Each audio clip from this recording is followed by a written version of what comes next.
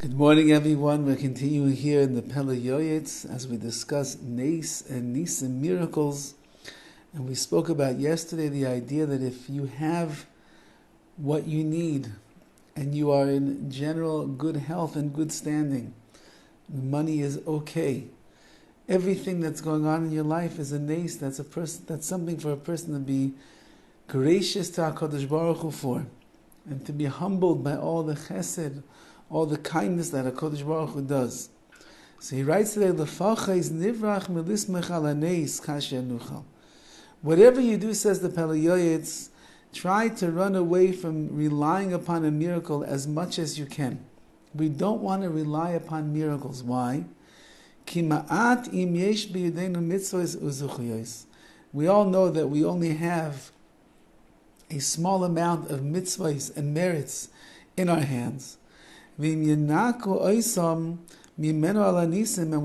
Baruch Hu makes a miracle for a person, it doesn't come for free. He doesn't just hand out miracles like that. He has to take payment in return. And the payment is Yenaku Oisam. He ends up cleaning out our reservoir of mitzvahs and of merits because of the miracles that he does. So then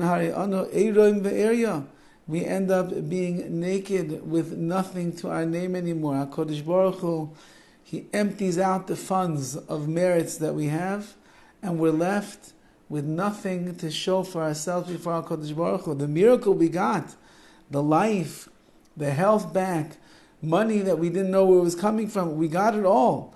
But the zechuyos, the merits that we need to get us into the world to come, that we lost when we ended up having this Neis take place. And then it comes out that the leaving of this world after 120 years is going to be like when you came into this world as a child without any merits, chas v'shalom, God forbid.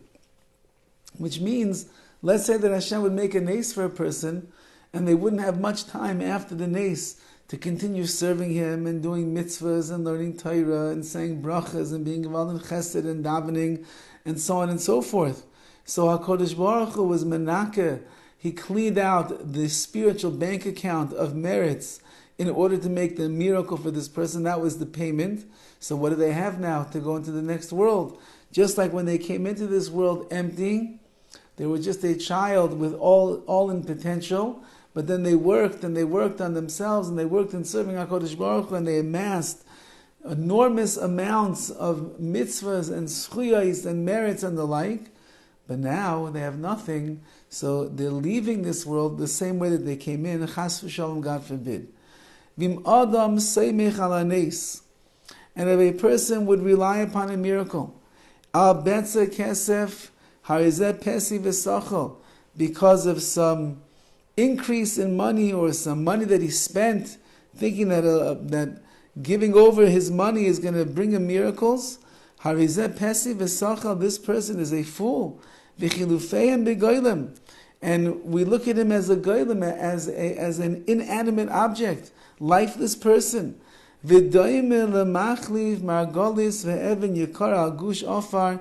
He's like a person who exchanges pearls and stones, diamonds and rubies and sapphire for a mound of dirt. Meaning, once again, that if you have mitzvahs and you have zechuyos and you have all these things, and you think that you'll spend a little bit extra money, you give a little extra tzedakah, HaKadosh Baruch Hu will make a miracle for you. What are you trading in over here? You're trading in all of your hundreds of thousands of mitzvah points for a gush offer, for a pile of dirt. And if HaKadosh Baruch Hu doesn't make a miracle for you at that point, then a person is going to be in big trouble. Meaning, if you made deals, I'll pay the money right now, so HaKadosh Baruch Hu will make a miracle for me, and then Hashem doesn't make a miracle for you, so then you're like Mischai ben Nafsho. A person deserves to be taken from the world. He's going to be like a person who took his own life because he made a deal with the Ribono Shel Olam. HaKadosh Baruch Hu doesn't make deals like that for miracles. It doesn't work. I'll tell HaKadosh Baruch Hu and dictate the miracles that he should make. And you put yourself into a situation where you're testing HaKadosh Baruch Hu to see the money that I'm going to give right now, this that I'm going to do, is that going to bring about the miracle? Hashem says, I don't have to listen to you. I don't want to take away all your schusim, all your merits that you have for the last 85 years of your life. That's going to give you a guaranteed space in the world to come. And therefore, a person who challenges HaKadosh Baruch Hu and tests Hashem in the world of Nisim, in the world of miracles, he's putting himself in a bad spot over here, because he is karev l'misha ma'aben atzmo l'das. He's almost like a person who's taking his own life. He put his life at risk over here, because if the miracle doesn't happen, so then certainly the opposite is going to be, and that's going to be the end of his life, and he brought it about in a sooner way, because he challenged HaKadosh Baruch Hu apparently when he should not have challenged him for such things. Okay, we have a little bit left to see over here. Hopefully on Purim we'll finish the chapter of Nisim, of miracles, and then Be'ez Hashem, the plan is after that to begin when Chazal say the Shloshim Yom Koydem HaChag, 30 days before a festival.